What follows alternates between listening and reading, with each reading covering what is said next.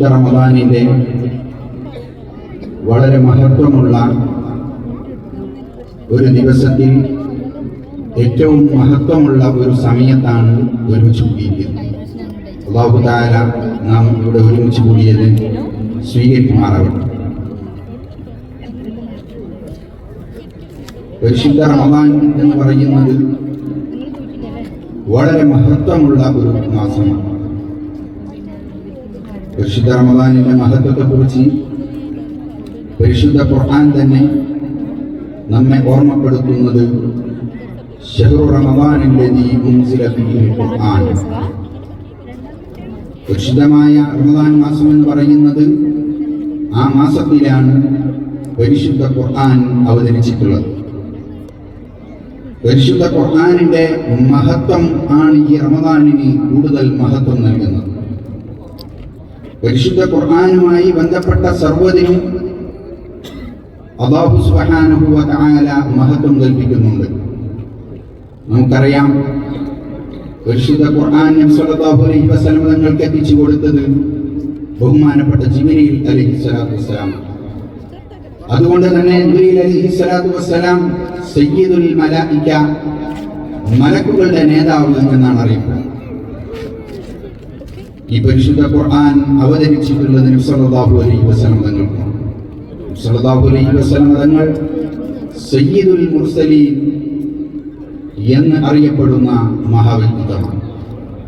എന്നാൽ ഈ പരിശുദ്ധ ഖുർആൻ നബി സല്ലല്ലാഹു അലൈഹി വസല്ലം തങ്ങളുടെ സമുദായത്തിന് നൽകപ്പെട്ടതോടുകൂടി ഈ സമുദായം ഉത്തമ സമുദായമായി മാറിയിരിക്കുന്നു എന്ന് പരിശുദ്ധ ഖുർആൻ നമ്മെ പഠിപ്പിക്കുന്നു.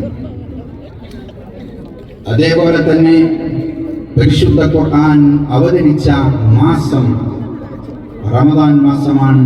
അതുകൊണ്ട് ഈ റമദാൻ മാസം സയ്യിദുൽ ശുഹൂർ, മാസങ്ങളുടെ നേതാവ് എന്നാണ് ഈ മാസം അറിയപ്പെടുന്നത്. പരിശുദ്ധ ഖുർആൻ അവതരിച്ചത് നമുക്ക് എല്ലാവർക്കും അറിയാം. മക്കയിൽ മൊത്തം കൊല്ലുന്നത് പോലെയാണ് പരിശുദ്ധ ഖുർആൻ. ഒരു ശരീരത്തിന് അല്ലെങ്കിൽ ഒരു മനുഷ്യന്റെ ജീവൻ രക്ഷിക്കുന്നത് അത് മാനവരാശിയുടെ ജീവൻ രക്ഷിക്കുന്നത് പോലെയാണെന്ന് പരിശുദ്ധ ഖുർആൻ പഠിപ്പിക്കുന്നു. പരിശുദ്ധ ഖുർആൻ അതേപോലെ മോഷണം, അതേപോലെ പലിശ, അങ്ങനെ തുടങ്ങി നമ്മുടെ ജീവിതം ഇല്ലാതാക്കുന്ന എന്തൊക്കെ സംഗതികളുണ്ടോ, കള്ള്, ലഹരി, അങ്ങനെ തുടങ്ങിയ എല്ലാ സംഗതികളെയും പരിശുദ്ധ ഖുർആൻ വിരോധിച്ചിട്ടുണ്ട്. ഇത്തരം വിരോധങ്ങൾ മുഴുവൻ മാനവരാശിക്ക് മുഴുവൻ ഉപകാരപ്പെടുന്ന സന്മാർഗം നൽകുന്ന കാര്യങ്ങളാണ്.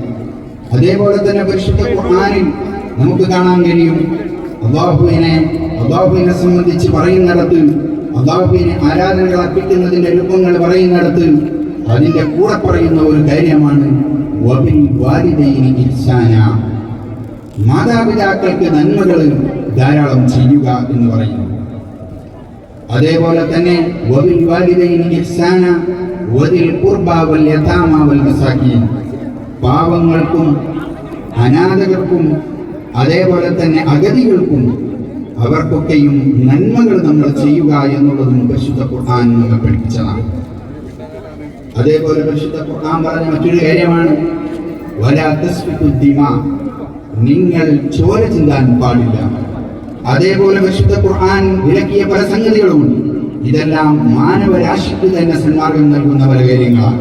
അതുകൊണ്ടാണ് പരിശുദ്ധ ഖുർആൻ പറഞ്ഞത് ശഹ്റു റമദാനല്ലദീ ഉൻസില ഫീഹിൽ ഖുർആൻ ഹുദൻ ലിന്നാസി വബയ്യിനാത്തിൻ മിനൽ ഹുദാ വൽ ഖുർആൻ.